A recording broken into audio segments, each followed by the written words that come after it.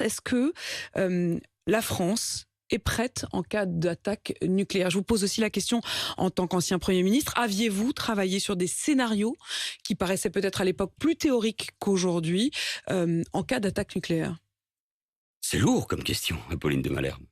J'aurais jamais imaginé la poser, pour tout vous dire, L'actualité lourde. jusqu'à il y a quelques jours. C'est une question que nos concitoyens vous posent, nous posent, que mes propres enfants me posent.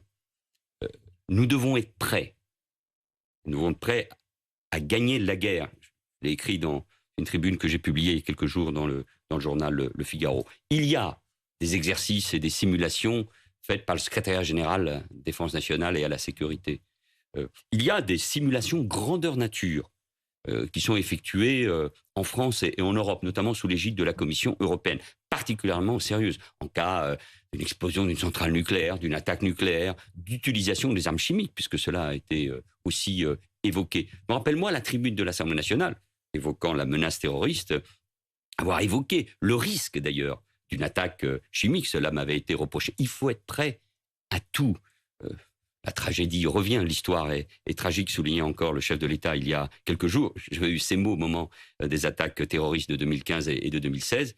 Il faut être prêt, et nous le voyons bien, ça veut dire qu'il faut augmenter les budgets de la défense, les lois de programmation militaire, continuer à soutenir la dissuasion nucléaire, qui est un élément stratégique de notre défense, être prêt en matière d'intelligence artificielle, sur le cyber, Mais sur pardon de l'espace. rentrer un peu dans les détails, Manuel Valls, mais par exemple sur la question des pastilles d'iode, dont on découvre effectivement qu'elles seraient nécessaires, le ministre de la Santé, Olivier Véran, a assuré qu'il y avait suffisamment de pastilles d'iode en France pour pouvoir faire face au cas où. Est-ce qu'on en est à ce degré de prévision éventuelle d'une menace? Je pense qu'il faut être prêt à tout type de conflit. C'est pour ça que le budget de la défense, mais aussi tout ce qui concerne la mobilisation de la société civile, des Français, doivent être des priorités. Mais c'est vrai aussi sur le stock de munitions, c'est vrai aussi en matière de chars, d'avions. Le stock de munitions, pardon, mais sur ce point, il faut des précisions. Quand on a Éric Zemmour, candidat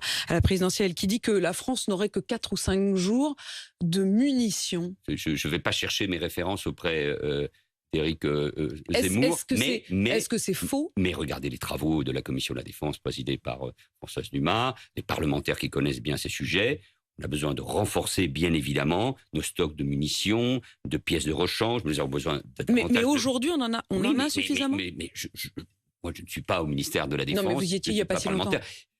Il y a un changement stratégique qui a été opéré en 2015, après les attentats, grâce au président Hollande, faut-il le souligner, et bien sûr à l'incarnation politique de Jean-Yves Le Drian, avec notamment Sentinelle. Et quand le budget de la Défense est reparti à la hausse, cela a été prolongé avec force par Emmanuel Macron. Mais nous savons qu'il faut changer notre logiciel. La vision stratégique que notamment le chef d'état-major de nos armées, le général Burkhardt, évoque, c'est qu'il faut se préparer à tout type de conflit. C'est pour ça, encore, je le répète, chars, avions, hélicoptères, frégates, drones, deuxième porte-avions sont des éléments essentiels. Mais aussi la mobilisation et se préparer à tout type de conflit. Il faut le dire avec toute la prudence nécessaire. Il ne s'agit pas d'agiter des peurs, mais il faut préparer, ce n'est pas évident. La guerre revient en Europe. Certes, il y a eu le conflit dans l'ex-Yougoslavie, dramatique, mais là, on voit bien, et les Français le comprennent, que tout est possible, qu'il faut se préparer à tout, y compris à la guerre et à notre engagement sur le sol européen.